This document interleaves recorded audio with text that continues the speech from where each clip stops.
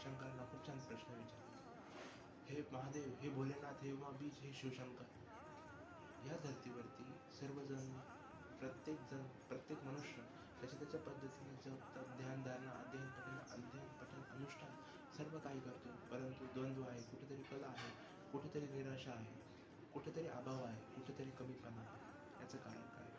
तेव्हा महादेवांनी खूप छान वर्णन केलं की हे पार्वती, नक्कीच या धर्तीवरती, या मनुष्य लोकामध्ये सर्वजण त्याच्या पद्धतीने जप तप ध्यान धारणा अध्ययन पठण सर्व काही करतो, परंतु तरी द्वंद्व कलह आहे.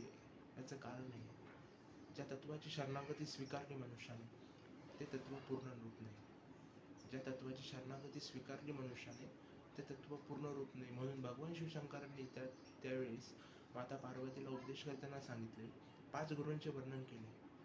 आद्यगुरु, बोधगुरु, सूचक परमगुरु आणि परमेष्ठी गुरु.